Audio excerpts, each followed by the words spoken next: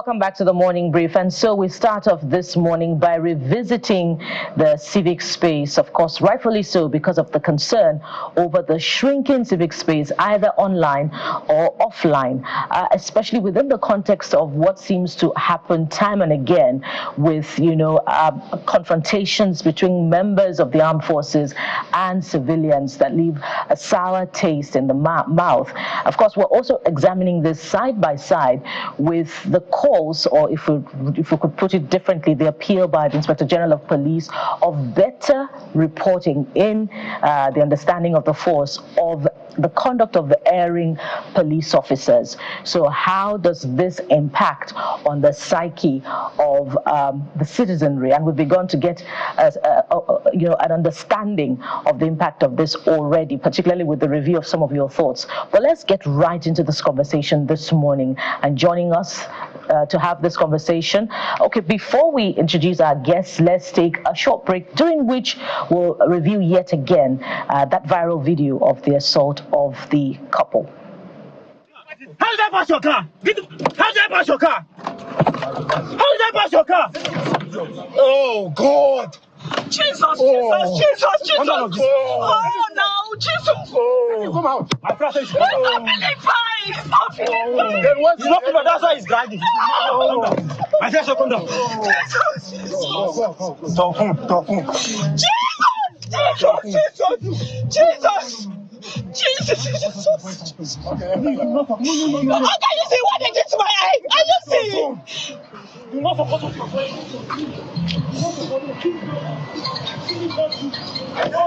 Jesus!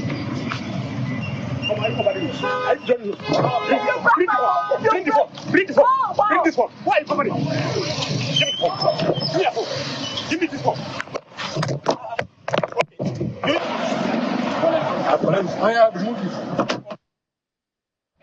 And that video was recorded by the woman who was assaulted. In that video, according to reports, they are a couple, the driver and the woman. And allegedly, their offense was that they overtook the convoy of the Major General and his escort. So let's have this conversation this morning. And we have joining us a pioneer of the civil military organization, Mr. Adams Otaku, who joins us from our Abuja studio. We also have Mr. Debo Adeniro, who is the President, Committee for the Defense of Human Rights, CDHR. Good morning and welcome, gentlemen, to the Morning Brief on Channels Television. Good morning. Thank you for very good morning.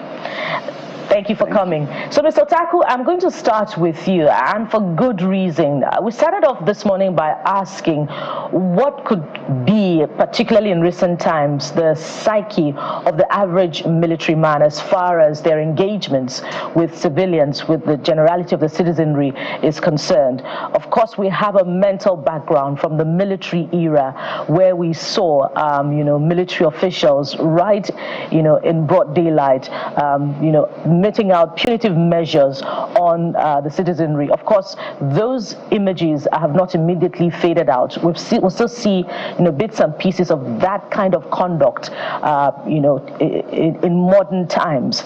So, but tell us if this is a far cry from what is the generality of the psyche of the average military man. And this question, goes to you ideally because we imagine that you have regular engagements with the military. Thank you very much and good morning for having me. To begin with, the military personnel or the armed forces is an establishment of men and women who have been, by virtue of their training, transformed into practitioners of violence and managers of coercive forces to be able to defend the territorial integrity, to be able to protect the country from espionage, from subversion, from external aggressions. And by virtue of their training, they are trained to be martial to be kinetic. And when you stretch them into internal security management in the manner that we have within the country at the moment, where internal security agencies like the Nigerian Police Force, the Department of State Services, the Nigerian Security and Civil Defense Corps, etc., have been overstretched, there is therefore the need to create a holding environment so that the military and civilian institutions and agencies can work together harmoniously to minimize interagency rivalry, to minimize collateral damages, and to minimize frictions and conflicts in a manner that we saw in that viral video. Because having been drawn and stretched into internal security management, it's a joint operation environment, and the context is different from the conventional warfare. And that is why we have been working assiduously to deepen that civil-military cooperation so that all parties within the national security environment can work together to enhance the overall objective of national security and development. Right. I think it's important to understand your take on this incident, and I think that's the question, your take on this incident. What's your interpretation of it? Having provided an overview of the psychology of a military personnel, and of course, in the new environment he's found himself, as an organization, we viewed the incidents, and it was quite disturbing to us, and it will be distressing to any thinking mind. However, the armed forces hierarchy, particularly the acting chief of army staff, has ordered an investigation into the matter, because the moment we saw that video, we quickly reached out to the Nigerian army and of course the defense headquarters to ensure that their attention are drawn to this incident. And we welcome the promptness and the urgency, the swiftness with which the acting coas ordered the investigation. It speaks to the fact that the military themselves took it quite seriously. All right, Mr. Otaku, let's bring in Mr. Debo Adeniro, the national president of CDHR. Well, Mr. Adeniro, I know you followed this. We've seen the statement from the lawyers, the lawyer to the couple. A couple of issues here. I think it's not just for this incident. It's for other incidents we've seen in recent times, and perhaps the ones that may happen in the future. In terms of whether a law was broken, whether they were in the wrong, at least from the narrative we have, what's the position of the law of really, first, what is expected of a military person, what is expected of a civilian, and then the road issue in terms of overtaking. Looking at all of these issues, what does the law say, Mr. Adeniro? Well, thank you very much. I am not a lawyer, but I'm a human rights, activist. I'm the president of CDHR.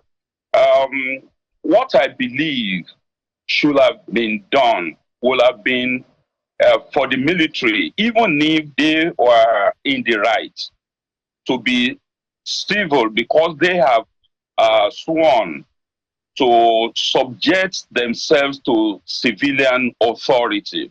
The superiority complex that normally plagued their minds when military was in power should not have been carried over to a period when we have civilian as their commander-in-chief. Every citizen has the right to freedom of movement, freedom of speech, and freedom from harassment and torture. What the military and sometimes the police do on the way, on the road, amounts to torture, amounts to inflicting bodily harm to civilians in such a way that no civilian will have been able to retaliate with equal strength, since they possess the coercive instruments. And several occasions, the military and the civilian have had clashes where the military go for the broke. They use firearms on innocent, armless civilians. That is not ethical. That is not professional. That is not a way to observe the tenets of human rights. Of course, the authorities of the police and the military are supposed to swing to action, to an immediate action, and find a lasting solution to it. Thank God we are in the age of social media. That is why many of these, atrocities are exposed. And the way they were exposed that actually compelled their authorities, the commanding structure of the police and the military, to take immediate action with a view to dispense justice and ensuring that the guilty ones are adequately sanctioned. If there hadn't been evidence through the social media and exposure through the social media, many of these cases will have been buried. They will have been forgotten. And those who suffer the bodily harm and the other jeopardy will have been made to suffer in vain. So basically, it is the violation of the rights of individuals when military think that they can be the accuser, they can be the prosecutor, they can also be the judge in their own cause. That is not in accordance with the provisions of our laws. And anywhere that is done, it is a regime of an oppressive regime that will tolerate such a thing. And since we claim to be under civilian dispensation, we believe that there will be a reform generally in the military and paramilitary organizations as to the use of the arms which was purchased for them from the taxpayers' funds, and they should not turn the weapons against the civilian populace. As a matter of fact, they should understand that the armless civilians don't have equal powers of retaliating, and there are places where where we believe that these overzealous policemen and military personnel should exhibit their prowess, firepower prowess. We have insurgents, we have terrorists, we have militants, we have several of those who have been making life unbearable for the people of Nigeria. They should go to those areas and unleash their violence. Yes, the military was trained to unleash violence, but not on armless civilians, but those who raise arms against their country, who decide not to be patriotic, who decide to confront the coercive forces of the state. Those are the people that the military are supposed to confront, not people traveling on their own on a highway that was meant for both military, civilian, military personnel and the rest of them. It is exactly yes. It is exactly because of what you have said that we seek to understand the scope of their training and how they're able to differentiate between their fields of engagement. But I believe that Jeffrey, who now joins us, our colleague, has more questions for you in that regard or on other fields. Hello, Jeffrey. Yeah, thank you so much. Yeah, the traffic did us a bad one, but let's get straight to the conversation. Let me come to you, Mr. Otako, on this one, and it's a tricky question. will it be okay to start talking about debriefing the military and the police? Because I just did a quick calculation in terms of how many years our democracy has lasted, our independence has lasted, and then the number of years we've had democracy, whether broken or unbroken, and then we have the number of years the military has ruled us, about 29 or so years, compared to the other one by the civilian authority. So we're looking for a way forward because these things continue to happen. What level of, if you allow me to use the word debriefing, do we need to say, look, we know you're training, you're trained to kill, you're trained to fight, you're trained to all of defend our territory, but you're going to find yourself within civilian spaces and under civilian authority. What else do we need to tell the military to, just let me use a Nigerian word, calm down? Thank you very much. I had laid a background to the fact that the military have a unique training, and I make bold to state clearly that military institutions function most professionally and in their best under a democracy, basically because of the trimodal status of the military in a democracy, being a core institution of democracy, being a defender of democracy, and being a beneficiary of democracy. However, the only debriefing that you might wish to prescribe for the military and of course the civilian institution, because what we do is to be in the middle to foster this relationship, civil-military relationship. We need it such that each party will understand fully the principles of the other party. The military has to understand the psychology of the civilian populace. The civilian populace has to understand the psychology of the military community, because Section 217 of the Constitution stipulates clearly that the military, in as much as its primary responsibility is to defend the territory, should and can be called upon to provide military aid to civil authority when civilian institutions are overwhelmed or overstretched. And that underscores the need for civil-military cooperation, which we have been advocating in the last 5 to 6 years. And the leitmotif, the philosophical underpinning of the advocacy, is to see how each party, we can understand our psychology. It begins with that, and to appreciate the fact that the overall objective of all parties within the state is to work for national security. That is the whole of society approach to national security. The military is like the masquerade that you have. You need him to protect you. And you also need to appreciate that this masquerade has to be up and doing, has to have a good well-being, a good welfare, before he can protect you from external enemies. And then the military has to understand that you cannot crush the very citizens that you are called upon to protect.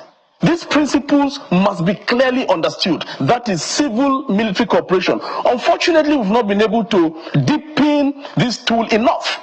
In the US, in France, in Algeria, even in Sri Lanka, the 30-year-old war was brought to an end through CIMICO, civil-military cooperation. We have been trying to drill this concept down to the grassroots across the country, and we are glad that the acting chief of army staff, when he took office a few weeks ago, he was in Sokoto, and he emphasized the need for civil-military cooperation, which underscores the fact that he has a clear understanding of the need to build this normative capability for the armed forces. We cannot veer away from the fact that if we don't have this holding environment, this incident will be repeating itself, because the military itself is subject to civil rule, to the rule of law, to the principles of democracy. And therefore, the military cannot function effectively, professionally, if it does not abide by this rule. But to be able to abide fully by this rule, we need to deepen, we need to strengthen civil-military cooperation. And we are equally glad that in the light of our series of engagements, all the services of the armed forces today, from the Nigerian Army to the Nigerian Navy, to the Nigerian Air Force, to the defense headquarters, have established civil military departments or units effectively running, and has opened the door so that we can channel some of these grievances through this department to the military hierarchy for attention. And these are part of what we have been doing. Believing that. Mr. Otaku, we might need to ask about the efficacy of such departments if we continue to see such incidents on our highways, on our roads, that leave much to be desired. And just to also add that the Chief of Army Staff, Acting Chief of Army Staff, has ordered an investigation into the incident. We hope that this will not be one of many such other investigations in the past that we didn't hear any follow-up on. We must anchor the conversation at this point, and thank you very much, gentlemen, for your time on the program. We've been talking with Mr. Adams Otaku, Pioneer Civil Military Organization, and Mr. Debo Adeniro, who is the President, Committee for the Defense of Human Rights. Thank you so much, gentlemen, for coming on the program. Thank you. It's my pleasure. Thank you very much. Deeply appreciated. Thanks for having us. And from this point, we'll take a break and return with the second leg of this engagement of the examination of the civil space and civil liberties. Stay with us. We'll be right back.